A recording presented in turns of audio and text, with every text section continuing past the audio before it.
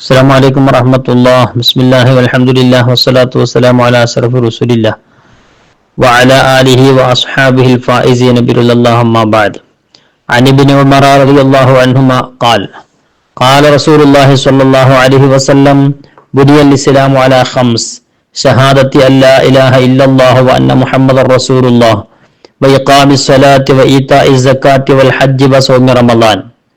നബി സല്ലല്ലാഹു അലൈഹി വസല്ലം പറഞ്ഞു, ഇസ്ലാം 5 സ്തംഭങ്ങളിൽ എടുക്കപ്പെട്ടതാണ്.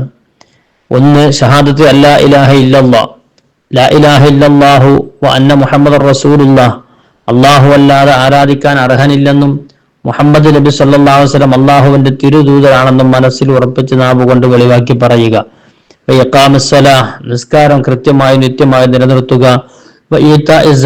സക്കാത്ത് കൃത്യമായി കൊടുത്തുവിട്ടുക. വൽ ഹജ്ജ്, കഴിവുള്ളവർ ഹജ്ജ് ചെയ്യുക. വസൗമി റമളാൻ, റമളാൻ മാസത്തിൽ നോമ്പനുഷ്ഠിക്കുക.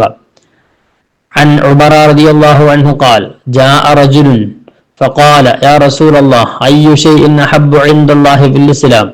ഉമർ ഇബ്നു ഖത്താബ് റളിയല്ലാഹു അൻഹു തൊട്ട് നിവേദനം, മഹാനവറുകൾ പറയുന്നു, ഒരാള് തിരുനബി സല്ലല്ലാഹു അലൈഹി വസല്ലം തങ്ങളുടെ സവിധത്തിൽ വന്ന് ചോദിക്കുന്നു, അല്ലാഹുവിന്റെ റസൂലേ, ഇസ്ലാമിൽ പ്രവേശിച്ചാൽ അള്ളാഹുവിന്റെ അടുത്ത് പിന്നെ ഏറ്റവും ഇഷ്ടമുള്ള കാര്യം ഏതാണ്? ഖാല, തിരുനബി സല്ലല്ലാഹു അലൈഹി വസല്ലം മറുപടി പറഞ്ഞു, അസ്സലാത്തു ലിവഖ്തിഹ, കൃത്യസമയത്ത് നിസ്കരിക്കലാണ്. വമൻ തറക അസ്സലാത്ത ഫലാ ദീന ലഹ്, നിസ്കാരം ഒരാൾ ഒഴിവാക്കുന്നുവെങ്കിൽ അവന് ദീനില്ല.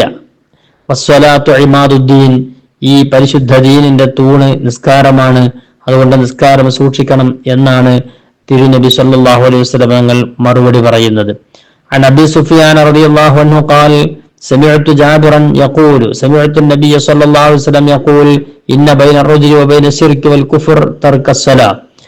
അബൂ സുഫിയാൻ റളിയല്ലാഹു അൻഹുവിനെ തൊട്ട് നിവേദനം, മഹാൻ പറയുന്നു, ഞാൻ ജാബിർ തങ്ങളെ കേട്ടു. ജാബിർ റളിയല്ലാഹു അൻഹു പറയുന്നു, ഞാൻ നബി സല്ലല്ലാഹു അലൈഹി വസല്ലം തങ്ങളെ കേട്ടു. നബി തങ്ങൾ പറയാണ്, ഇന്ന ബൈന അർറജുലി വബൈന ശിർക്ക് വൽ കുഫർ തർക സ്വലാ, ഒരു മനുഷ്യൻ ഇസ്ലാമാണോ ശിർക്കിലോ കുഫറിലോ ആണോ എന്ന് തീരുമാനിക്കുന്ന മാനദണ്ഡം നിസ്കാരം ഉപേക്ഷിക്കലാണ്. എന്ന് വെച്ചാൽ നിസ്കരിക്കുന്നുവെങ്കിൽ അവൻ ഇസ്ലാമാണ്, നിസ്കരിക്കാത്ത പക്ഷം ഇസ്ലാമിൽ അവന് സീറ്റില്ല. സമാനമായ നിസ്കാരത്തിന്റെ ഗൗരവം അറിയിക്കുന്ന ധാരാളം ഹദീസുകളുണ്ട്. അള്ളാഹു കൃത്യമായി നിത്യമായി നിസ്കരിക്കാൻ തൗഫീഖ് ചെയ്യട്ടെ.